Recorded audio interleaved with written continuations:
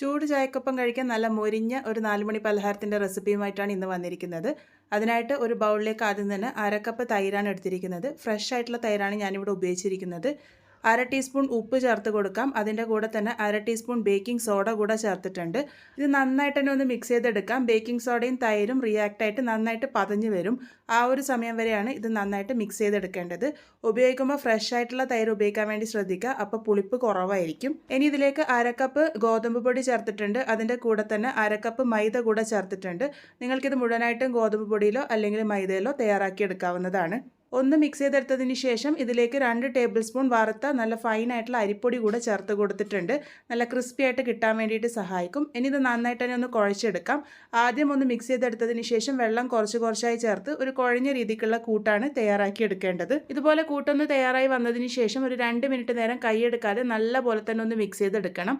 നമ്മളുടെ പലഹാരം നല്ല ഫ്ലഫി ആയിട്ട് കിട്ടാൻ വേണ്ടിയിട്ട് സഹായിക്കും. ഈ ഒരു സ്റ്റെപ്പ് എന്തായാലും ചെയ്യണം കേട്ടോ. ഇതിപ്പോൾ നന്നായിട്ട് തന്നെ ഞാനിവിടെ മിക്സ് ചെയ്തെടുത്തിട്ടുണ്ട്. ഇനി ഇതിലേക്ക് ഒരു ചെറിയ കഷ്ണം ഇഞ്ചി ചെറുതായിട്ട് അരിഞ്ഞതും 2 പച്ചമുളക് ചെറുതായിട്ട് അരിഞ്ഞതും 1 തണ്ട് കറിവേപ്പില ചെറുതായിട്ട് അരിഞ്ഞതും 1 ടേബിൾ സ്പൂണോളം തേങ്ങ ചിരകിയതുമാണ് ചേർത്ത് കൊടുത്തിരിക്കുന്നത്.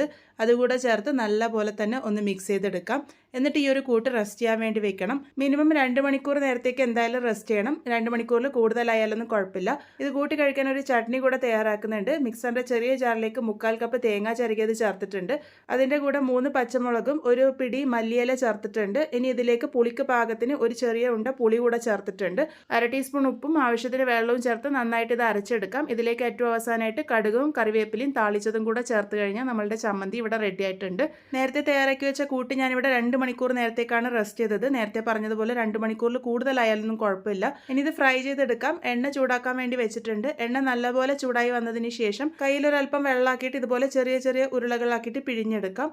ഇത് നല്ല ചൂടായിട്ടുള്ള എണ്ണയിൽ വേണം ഇടാൻ വേണ്ടിയിട്ട്. ഇട്ട് കൊടുത്തു കഴിഞ്ഞാൽ പിന്നെ മീഡിയം ടു ലോ ഫ്ലെയിമിൽ വെച്ചിട്ട് വേണം കുക്ക് ചെയ്യാൻ വേണ്ടിയിട്ട്. ഇത് നല്ല പോലെ തന്നെ പൊങ്ങിയൊക്കെ വരും. പിന്നെ തിരിച്ചും മറിച്ചൊക്കെയിട്ട് എല്ലാ ഭാഗവും നല്ലൊരു ഗോൾഡൻ ബ്രൗൺ കളർ ആകുന്നത് വരെ ലോ ഫ്ലെയിമിൽ വെച്ച് കുക്ക് ചെയ്തെടുക്കാം. ഇതേപോലെ തന്നെ ബാക്കിയുള്ളതൊക്കെ റെഡിയാക്കി എടുക്കാം.